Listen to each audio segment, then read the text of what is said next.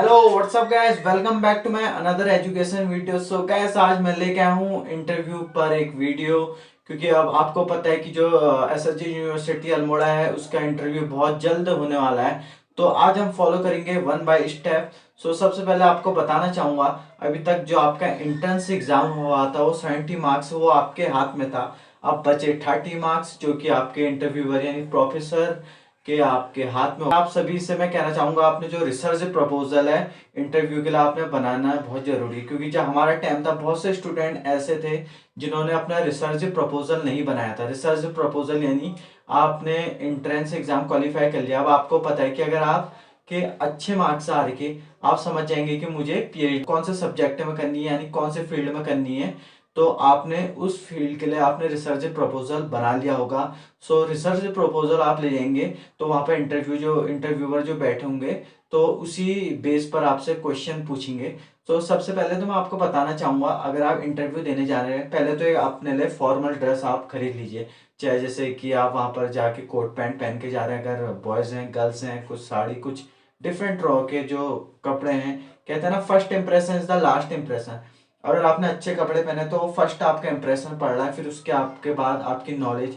और वहां पर ये नहीं करना है कि जैसे बहुत से लोग होते हैं वहां पर क्योंकि पूरा पैनल बैठा रहता है इंटरव्यू के वहां पर।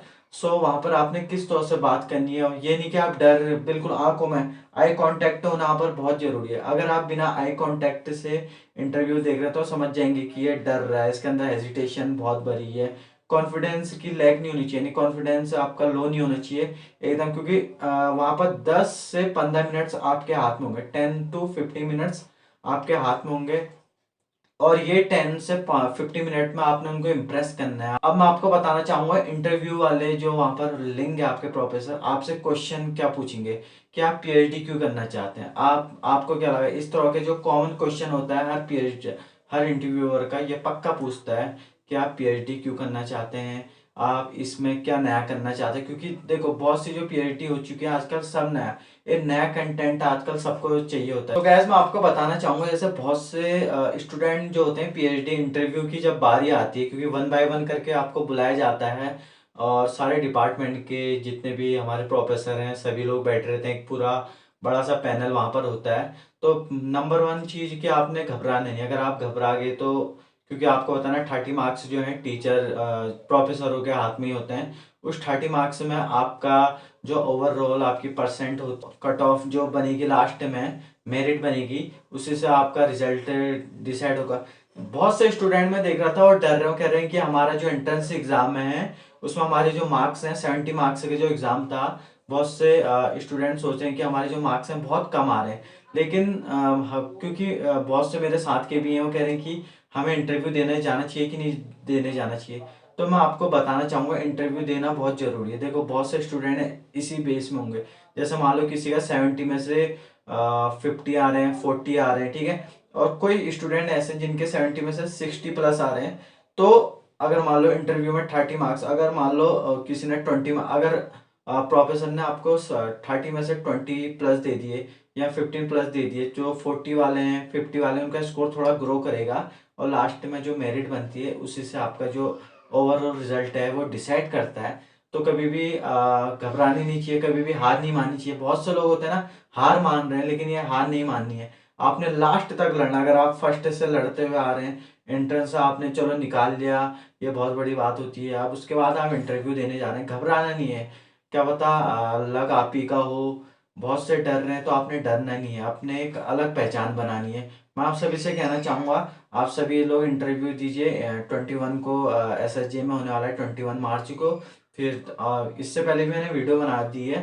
फिर 23 को होने वाला है, फिर 24 को होने वाला है। आप अपने इंटरव्यू के लिए पूरा जान लगा दीजिए, पूरा 100% दे दीजिए। देखते हैं कि इस बार किसका सिलेक्शन होगा। इस 100% में मुझे पता है आपने इस इंटरव्यू के लिए पहले तो आपने पीएचडी एंट्रेंस के लिए बहुत ज़्यादा मेहनत करी, उसके बाद आपने जो इंटरव्यू है उसके लिए काफ़ी ज़्यादा जी जान से मेहनत कर रहे होंगे। बहुत से डर रहे होंगे, सोच रहे होंगे इंटरव्यू में किस तरह के कोई बाहर के क्वेश्चन तो नहीं पूछेंगे। नहीं, वो सिर्फ पूछेंगे आपके रिसर्च प्रपोजल जो आप बना के ले जाएंगे।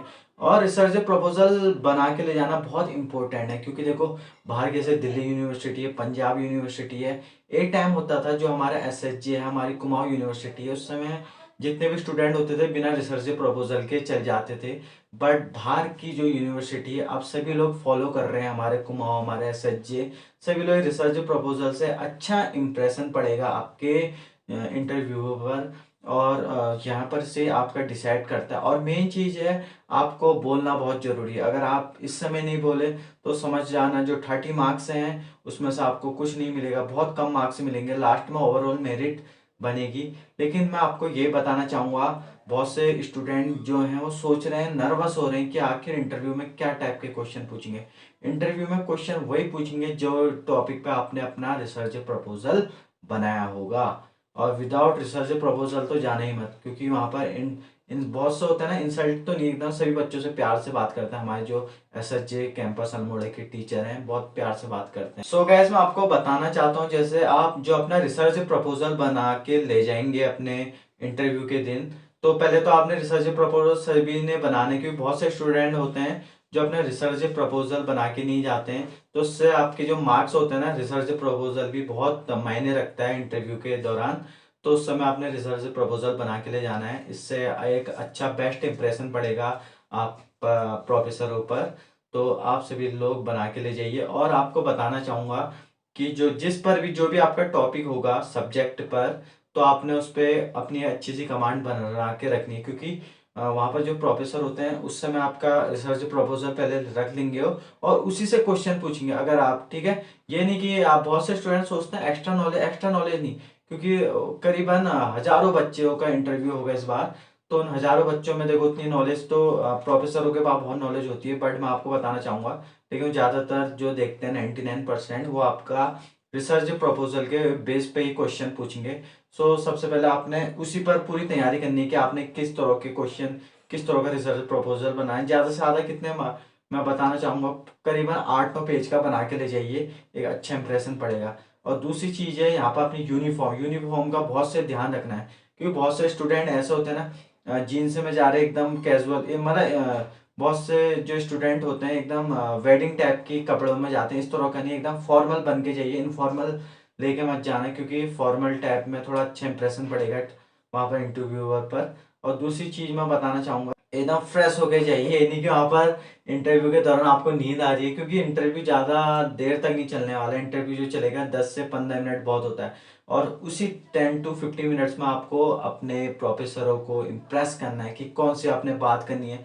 हंस के जहाँ पर आपको हंसना है वहाँ पर हंसिए नहीं, एकदम नॉर्मल, एकदम सीरियस तौर पर आपने वहाँ पर इंटरव्यू देना है। और मैं आपको बताना चाहूँगा कि कैसे आपने यहाँ पर क्योंकि जैसे बहुत से लोग वहां पर बैठे रहेंगे, एकदम अपनी इमेज, अपना एक इम्प्रेशन बना के जरूरी रखना है। सो गैस अब मैं आपको अपने एक्सपीरियंस शेयर करना चाहूंगा। जब मेरा पीएचडी इंटरव्यू था, तो सबसे पहले तो उस दिन मैं सूट बूट में गया था, एकदम हीरो बन के गया था। कोट पैंट अगर पहन के जाता उससे अच्छा इंप्रेशन पड़ता है, क्योंकि इंटरव्यू था। और दूसरी चीज, मैं रिसर्च प्रपोजल बना के ले गया था साइंस फिक्शन में, क्योंकि साइंस फिक्शन आपको बता दूं, इमेजिनरी जो वर्ल्ड होता है उसमें साइंस फिक्शन का यूज होता है। तो इसी तरह के मेरे से क्वेश्चन पूछे गए थे, जिसका मैंने करीबन 5+ क्वेश्चन पूछे गए थे, जिसमें मैंने 5 में से 4 क्वेश्चन का तो मैंने अच्छे से दे दिया था। बाकी लास्ट क्वेश्चन था, हंस के जवाब दे दिया। एक जो इंटरव्यूअर थे, प्रोफेसर थे, काफ़ी ज़्यादा इंप्रेस हो गए थे। एक कहावत है, अगर किसी को आप मान नहीं सकते हो तो घायल तब भी कर दो। अगर आपसे क्वेश्चन पूछ रहे हैं, अगर आप बता नहीं रहे हो, आप चुप रह रहे हो, तो उससे बैड इंप्रेशन पड़ता है।